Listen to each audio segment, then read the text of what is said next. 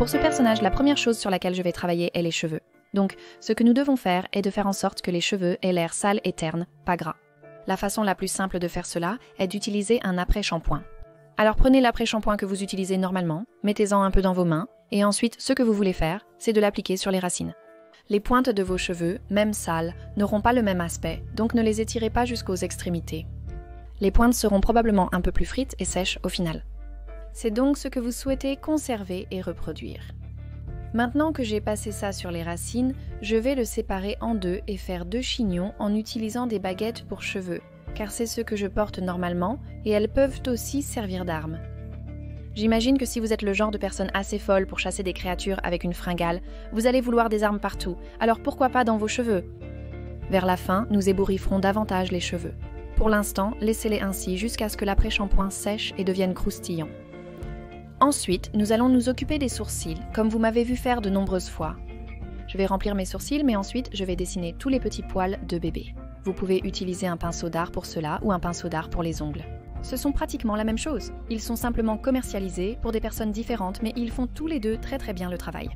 Je vais utiliser ma palette habituelle pour remplir mes sourcils, mais de manière à ce qu'ils semblent négligés depuis des semaines. Autant que je peux, puis nous allons passer aux yeux. Ce que vous voulez faire, c'est utiliser une teinte qui est de quelques nuances plus foncées que votre propre teint naturel. Ensuite, nous ajouterons de la rougeur sous et autour de l'œil. Donc pour moi, je vais avoir assez de rougeur sur le coin externe de mon œil, c'est ce que je vais accentuer. Je vais aussi ajouter de la rougeur autour du nez, autour des lèvres plus tard. Mais ce que vous voulez aussi essayer de faire, c'est de tirer cette couleur vers le bas, juste à partir des bords des joues jusqu'au bord de la bouche. Et cela va juste vous vieillir un peu plus, vous faire paraître plus fatigué. Le but de ce look est de créer un personnage qui a l'air épuisé, qui est fatigué, qui a passé beaucoup trop de nuits blanches et qui est aussi stressé comme tout, c'est ce que nous allons faire. Vous allez aussi prendre cette rougeur et vous allez la descendre et essayer de la faire tourner là où vous auriez naturellement des cernes, jusqu'en haut des joues. Le processus sera très lent, ajoutant peu à peu des couleurs, mais le résultat final en vaudra vraiment la peine. Vous voulez aussi ajouter un peu de bleu dans le coin interne de l'œil. Pour moi, c'est là que j'ai tendance à avoir beaucoup de bleuté, c'est donc là que je vais accentuer. Je vais aussi ajouter du rouge autour des lèvres et je vais étirer cette couleur vers le bas. Nous ne voulons pas avoir de couleurs qui montent et qui vont toujours changer la forme du visage pour le mieux. Vous voulez étirer toutes les couleurs vers le bas pour essayer de le vieillir afin qu'il ne vieillisse pas beaucoup. Il y aura de petites différences subtiles. J'ajouterai des rides d'inquiétude entre mes sourcils, alors essayez de froncer les sourcils de différentes façons selon les personnes. Donc la peau va se plier de différentes manières, donc vous devez ajuster cela en fonction de votre visage ou du visage du modèle sur lequel vous travaillez. Accentuez ces lignes avec une poudre bronzante. Contournez et bronzez le visage, mais ne cherchez pas à obtenir un bronzage, qui ressemble à un bronzage de vacances. Ce genre de bronzage révèle que vous n'avez pas mis de crème solaire, par manque de temps ou par négligence, et que vous avez probablement attrapé un coup de soleil. N'oubliez pas les petites zones comme les oreilles et la nuque. Évitez l'espace sous votre menton, car c'est l'une des dernières zones à brûler, protégée par l'ombre de votre visage. Mais après cela, ce que je vais faire, c'est que je vais passer aux taches de rousseur. Ma méthode préférée pour créer des taches de rousseur est de superposer plusieurs teintes, car elles ne sont jamais uniformes, mais présentent des variations de couleurs. Commencez par des bruns clairs, puis plus foncés, et éventuellement quelques-uns très foncés. Dans une apocalypse de zombies, trouver des lunettes de soleil serait probablement un défi. Une astuce serait d'appliquer du charbon ou du charbon de bois autour de l'œil afin d'aider à réfléchir le soleil. Je vais tenter d'appliquer cette couleur sur les yeux pour donner l'impression qu'elle y a été appliquée. Un cas grave de yeux de panda est apparu après que le projet ait été abandonné pendant quelques semaines.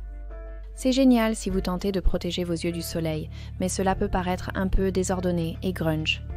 Vous pouvez le faire avec un simple eyeliner noir ou un fard à paupières. Je vais aussi en mettre un peu sur la muqueuse, sans excès, pour donner l'impression d'un effet estompé.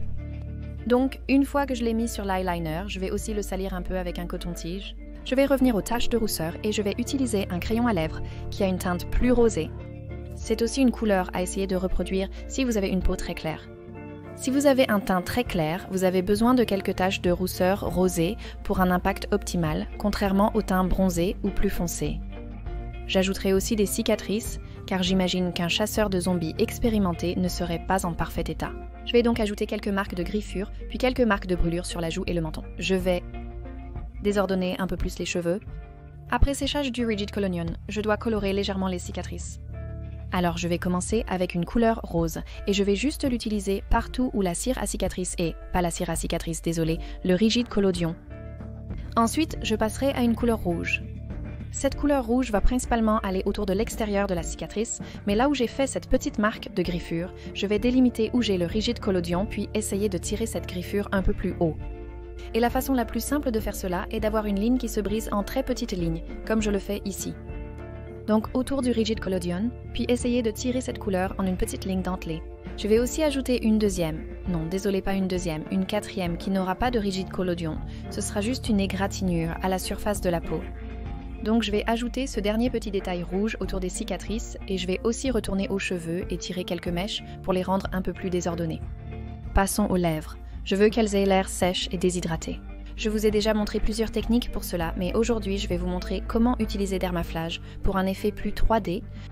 Appliquez un peu de produit sur les lèvres supérieures et inférieures. Souriez pour étirer la peau, puis étalez sur toutes les lèvres. Appliquez ensuite un peu de poudre par-dessus.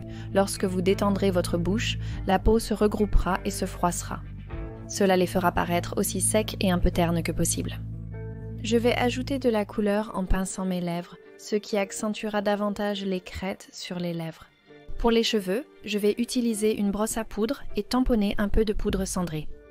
N'oubliez pas des détails comme le chignon et l'emplacement du bâton à cheveux. Appliquez-le aussi à l'arrière de la tête, sinon cela semblera étrange si le dessus est couvert de poussière et l'arrière impeccable. Ensuite, j'appliquerai du baume à lèvres sur les paupières supérieures et inférieures par-dessus l'eyeliner pour accentuer l'effet grunge. Puis, nous ajouterons un peu de sang. Si vous vous demandez ce que je saupoudre sur mon visage, c'est de la poudre de sang. Vous la saupoudrez là où vous voulez du sang. Vaporisez de l'eau dessus et voilà, vous avez un peu de sang sur votre visage là où vous avez appliqué cette poudre. Maintenant, tout ce que vous avez à faire est de choisir votre arme de zombie. Et c'est tout. Vous avez terminé.